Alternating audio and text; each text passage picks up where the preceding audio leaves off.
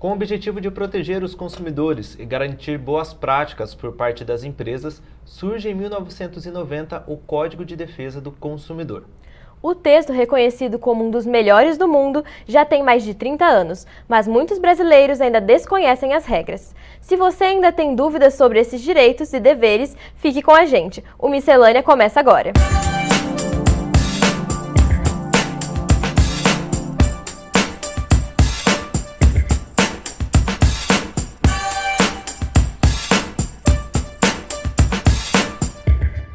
Hoje nós vamos conversar com Denise Plínio, professora da Faculdade de Direito da Univap e especialista em Direito ao Consumidor.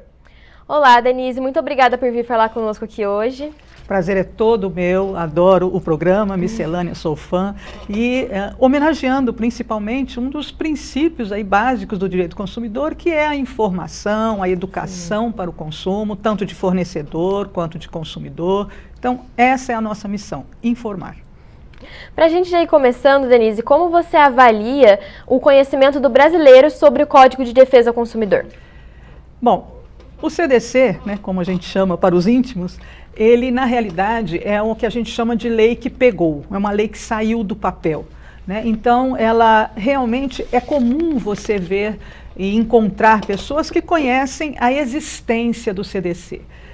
Daí, para saber do seu teor, para entender o seu conteúdo, tem uma grande diferença. Então, por isso a importância, né, de nós estarmos sempre atentos para divulgar direitos e deveres e obrigações de fornecedor e de consumidor. Então, é uma lei conhecida? Sim, mas o seu conteúdo ainda merece muita atenção por parte de todos os operadores do direito, por parte do Estado em si, que tem essa obrigação constitucional de proteger a parte mais vulnerável, que é o consumidor. E tem alguma questão, alguma área que ainda mais deixa em dúvida, né, os consumidores? Tem, né, um balanço?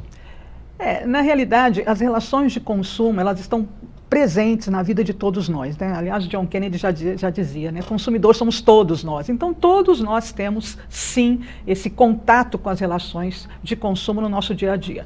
Então, as áreas que mais efetivamente apresentam ali dúvidas são as questões que envolvem troca de produto, que envolvem a oferta, uma eventual publicidade, enfim, nas relações financeiras, relações bancárias, enfim, na telefonia. Então, são esses casos que mais despontam, né, e que merecem mais atenção dos órgãos protetivos do consumidor.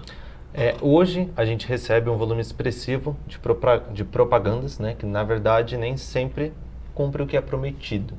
Muitas pessoas que estão em casa, garanto que já viram esses tipos de propagandas. Mas o que pode enquadrar como propaganda enganosa? Porque muitas das vezes tem a propaganda, mas tem uma observação embaixo, né? Então, não sei se isso poderia se caracterizar uma propaganda enganosa. Bom, o código ele veda as práticas comerciais, dentre elas a publicidade, a oferta, elas são obviamente plenamente aceitas. É a forma como o fornecedor se apresenta o seu produto e fomenta, desperta o interesse do consumidor por esse produto.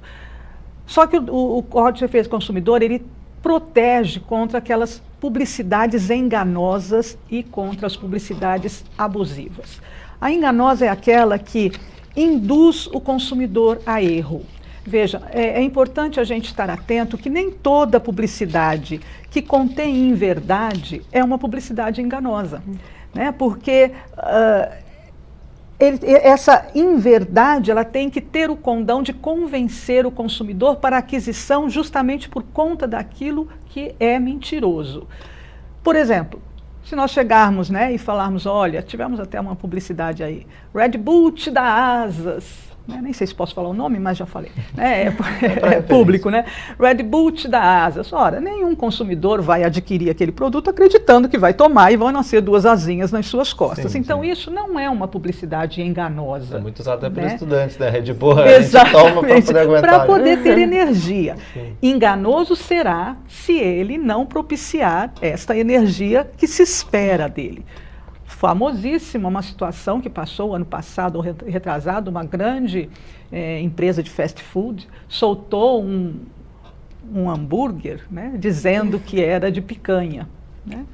E apurou-se que era saborizado com picanha, mas a carne não era picanha.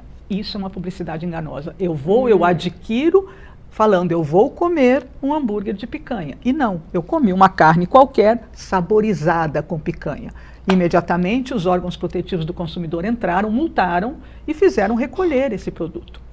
Né? Tivemos uma também de uma fábrica de bebidas, soltou um suco de laranja, o suco de laranja natural com gominhos de laranja. E não era, era néctar e os gominhos eram gelatina. Então essa malícia, né, eu vou lá comprar, vou comprar para o meu filho, eu quero o melhor, eu quero puro, eu quero suco. Sim. E não, eu estava sendo enganada. Isso é uma publicidade enganosa. Essa é vedada. Como o consumidor que incide nessas práticas maliciosas vai ser multado, vai ser obrigado a responder de forma administrativa com a contrapropaganda, e foi o que essa grande rede de fast food fez a contrapropaganda. Olha, não é carne de picanha, olha que vergonha, né? Mas teve que fazer, é uma das obrigações impostas pelo CDC. Então, além de multa, além de imposição administrativa, pode até caracterizar crime previsto no Código de Defesa do Consumidor. Muito bem. Denise, a gente encontra hoje muitas pessoas com dificuldade de trocar um produto defeituoso, mas o que se enquadra em um defeito de fabricação? Isso é importante a gente entender, porque o legislador impõe a obrigação de troca só quando há vício do produto ou do serviço, né?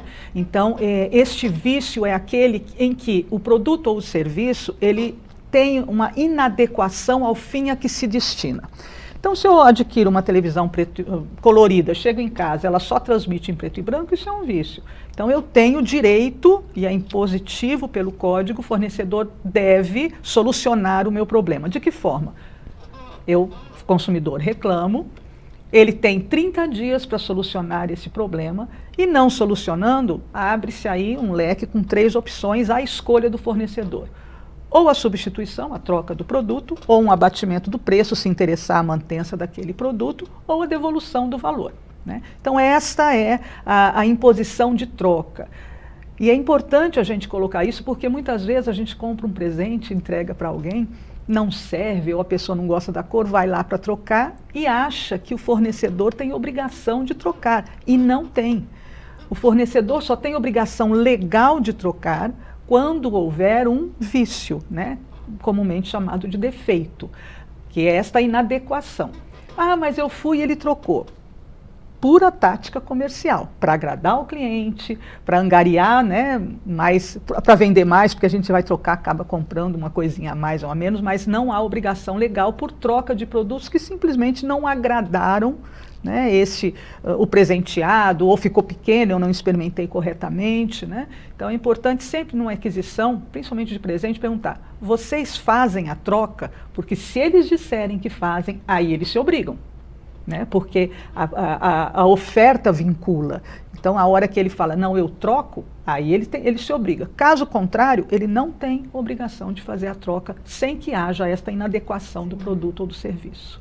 Tá certo. Então, isso daí se enquadra para aqueles produtos que a gente vai comprar, seria presencialmente? Ou até mesmo na internet já é uma outra história? É uma história um pouco mais, nós temos um pouco mais de folga nesta análise do produto. É similar, mas quando há compra fora do estabelecimento comercial, e aí por internet, por telefone, sim, às vezes na rua você está passando e lhe é oferecido alguma coisa e você adquire para receber em casa. Então, quando você não está no estabelecimento, quando você adquire fora do estabelecimento, você ainda tem, além da possibilidade da troca por vício, o denominado direito de arrependimento. Então, eu adquiri por telefone, recebi em casa, me arrependi, é muito caro, não gostei, ou a aparência não é aquilo que me foi oferecido, eu tenho 7 dias a contar do recebimento do produto para devolver. Eu não preciso nem justificar. A troca, eu preciso justificar. Olha, está com vício, né, não atende, enfim, eu quero trocar. Aqui no direito de arrependimento, eu não preciso nem justificar. Eu digo, olha, estou devolvendo dentro dos 7 dias, quero o meu dinheiro de volta e esse dinheiro tem que vir na íntegra do que eu gastei.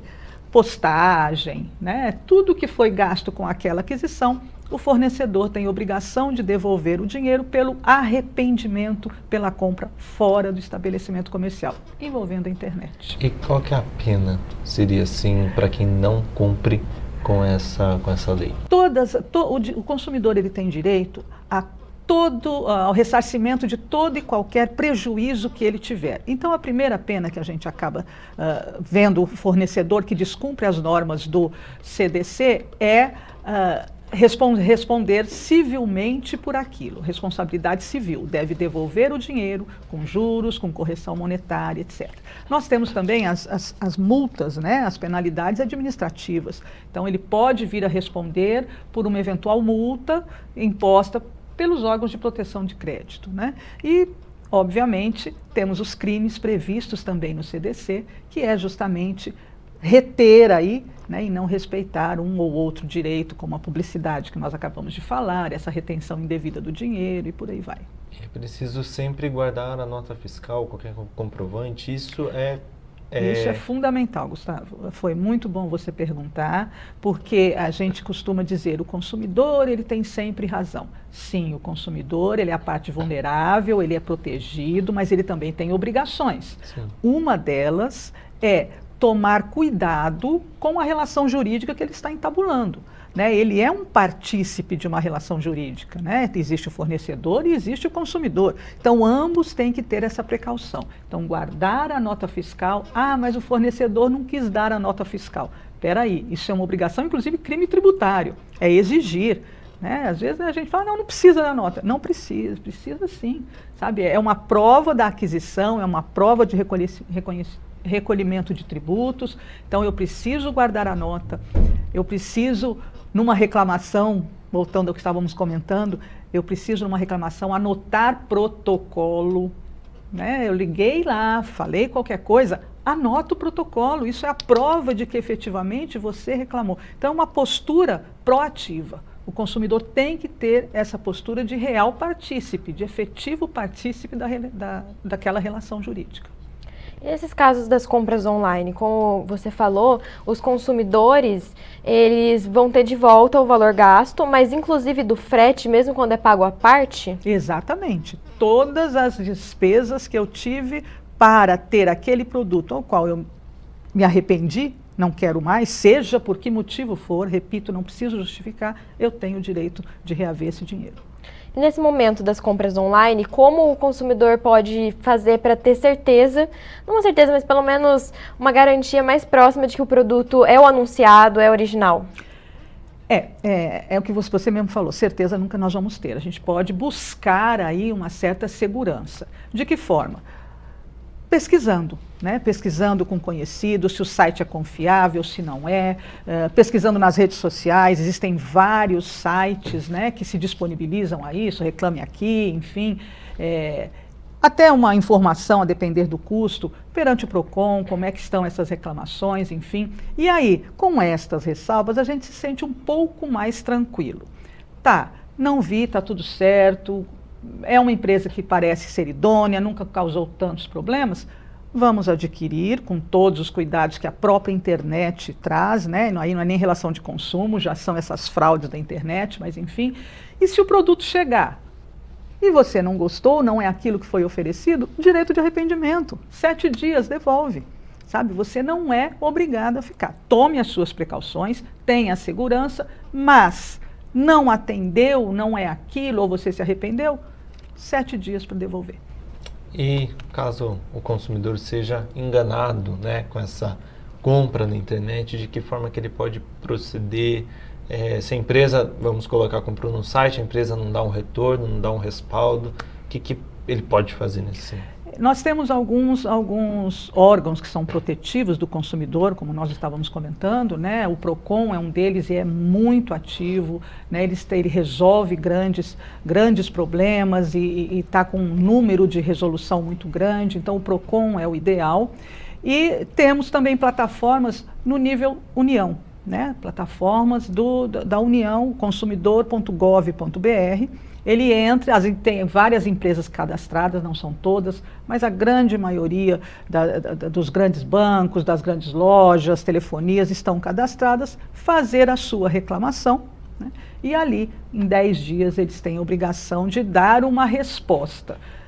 Foi satisfatória a resposta? Ótimo. Não foi?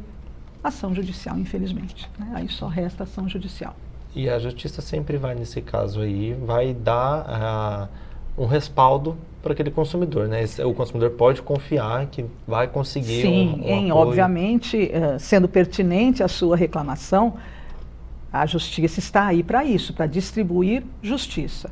Aí a importância de termos o protocolo anotado, porque a primeira coisa que você vai ter que provar para o juiz é que existiu a relação jurídica, existiu a reclamação, a nota fiscal tem que estar ali. Então, toda a documentação eu tenho que apresentar.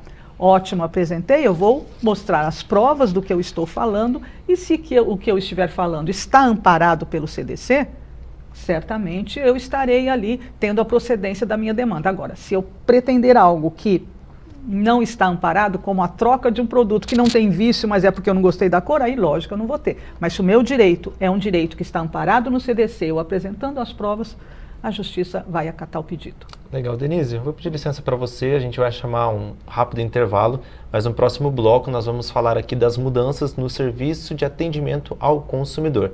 Fique com a gente.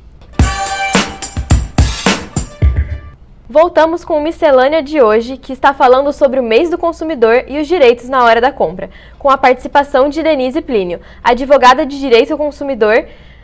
Denise, quais são os órgãos que fiscalizam essa questão do direito do consumidor?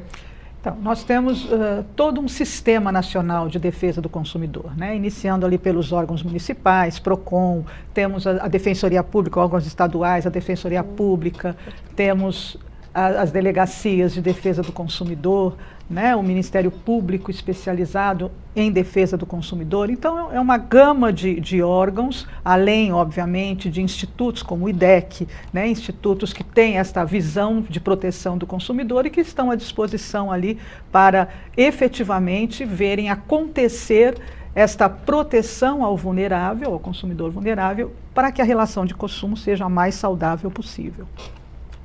E Denise, na questão dos marketplaces, como por exemplo o Mercado Livre, até a Magalu tem feito também, o atendimento ao consumidor, ele acaba sendo uma responsabilidade do marketplace ou do anunciante? Todo fornecedor, independente da posição que ele esteja na relação de consumo, seja ele fabricante, comerciante, intermediário, ele tem a responsabilidade perante o seu consumidor. Então, essas plataformas que dizem simplesmente hospedar, né, os fornecedores, são fornecedores sim, e eles têm a responsabilidade e devem prestar ali todo o suporte que os seus consumidores vão precisar. No momento em que eu vou, né, a uma plataforma dessa, às vezes eu não sei nem de quem eu estou comprando, a minha confiança, o que me chama a atenção é a plataforma. Então, por via de consequência, e que ganha em cima disso, por via de consequência, tem também as suas imposições e as suas responsabilidades que o CDC traz aí para eles. No ano passado, a gente teve um decreto, né, que mudou o funcionamento dos SACs, o Serviço de Atendimento ao Consumidor, e eu queria saber quais mudanças foram essas? Bom, o Código de Defesa do Consumidor, ele regulamenta relações sociais, né? Todas as relações sociais, toda a sociedade, ela evolui, ela modifica muito rápido. Quem de nós poderíamos imaginar 4 anos atrás que passaríamos por uma pandemia, por uma guerra na Europa, enfim.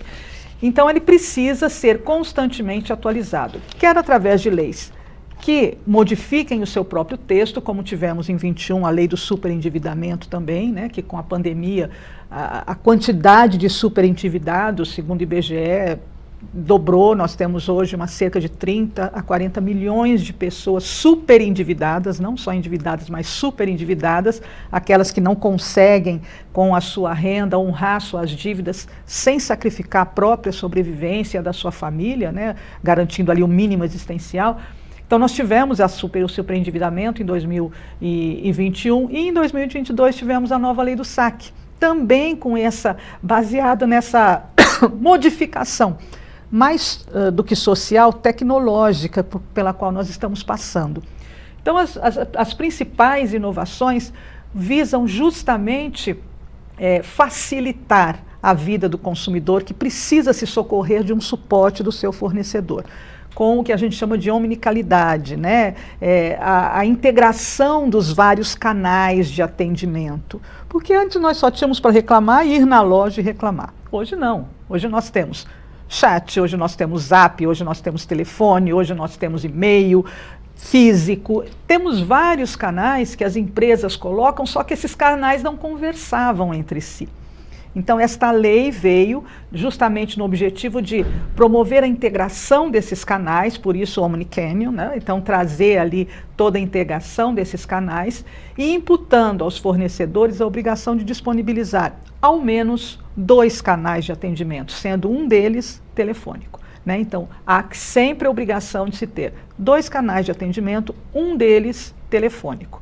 E esses canais têm que estar interagindo, têm que estar integrado. Então, eu posso reclamar via telefone e acompanhar a minha reclamação, por exemplo, via site da loja e vice-versa, né? Então, esses canais têm que estar ali em perfeita integração.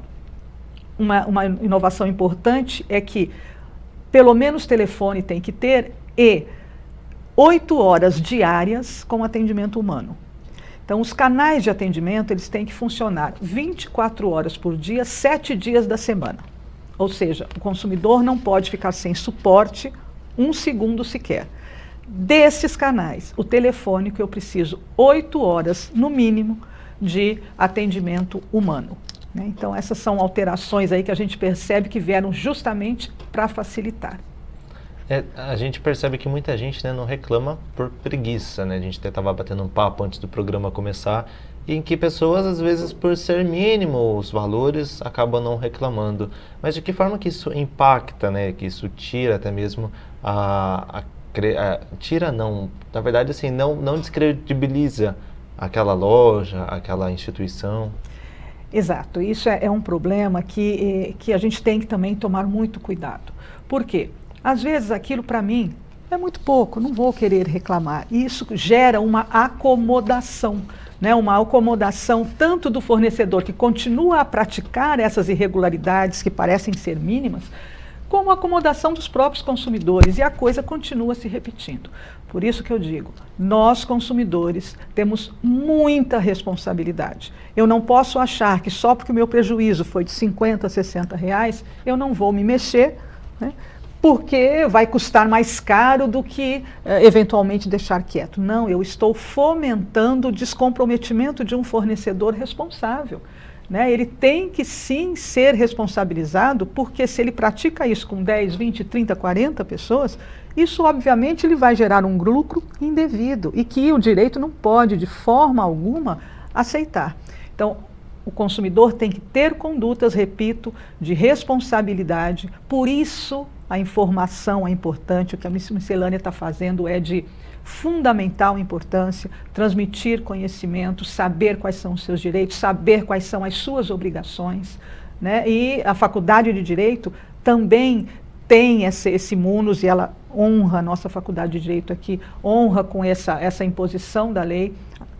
Tanto que nós temos uma disciplina específica do direito do consumidor e nós temos o núcleo de prática jurídica, né? O núcleo de prática jurídica que atende a comunidade, é uma prestação de serviço à comunidade joseense, que em parceria com o Poder Judiciário atende ali com maestria as reclamações que o Juizado Especial Cível encaminha para o nosso núcleo de prática jurídica, informando, né, passando esclarecimentos e, quando necessário, elaborando até uma petição inicial para uma eventual ação judicial que se apresentar ali necessária para a solução de um problema do consumidor que não foi solucionado nas vias administrativas. Então é muito importante, independente do valor, é muito importante uma postura ética de fornecedor e de consumidor. Muito bem. E os sites de reclamação, como o Reclame Aqui, de que maneira eles conseguem ajudar essas relações de consumo? Alertando, né? Nada mais assim importante do que se publicizar, né? Publicizar os bons, tanto que nós temos cadastros positivos de fornecedores, né? Hoje nós temos cadastros negativos de fornecedor, o PROCON o tem, e os cadastros positivos. Quais os fornecedores que efetivamente honram com o seu papel, né? Porque não interessa para o mercado eu ter milhões de fornecedores, me interessa que eu tenha que eu tenha bons fornecedores, né? Então nós temos esse cadastro positivo e o Reclame Aqui e outros tantos órgãos contribuem nisso, de publicizar aquilo que efetivamente não vem a atender esses interesses do consumidor que vai ao mercado para sanar suas necessidades e do fornecedor que vai ao mercado para obter lucro. São interesses diferentes, mas eles não podem ser conflitantes. Eles têm que conviver de forma harmônica. É possível. Eu, consumidor, não sou profissional, vou lá para resolver uma necessidade. Eu quero uma televisão. Você, fornecedor, que sabe das técnicas, que tem condições de precificar aquilo, então você também tem a sua responsabilidade e ganhar, ter o seu lucro. Vamos harmonizar. Eu saio satisfeito e você também. Antes da gente encerrar, uma dúvida de se tem no Brasil hoje um ranking, né, de que mais dá reclamação, de que mais enche aí, né, os relatórios do PROCON, do próprio Estado, da União. Existem vários rankings nesse sentido, mas o que a gente vê despontar, né, são as instituições financeiras, né, bancárias, enfim, telefonia e planos de saúde, né? São esses que geralmente batem aí os recordes de reclamação. Muito obrigada, Denise, por estar conosco aqui hoje e tirar essas dúvidas. Eu que agradeço, estou sempre às ordens e é isso aí, vamos atender a convocação do Código de Defesa do Consumidor, vamos ter condutas proativas e, como a gente sempre brinca, nada de ficar dormindo em berço esplêndido, vamos agir.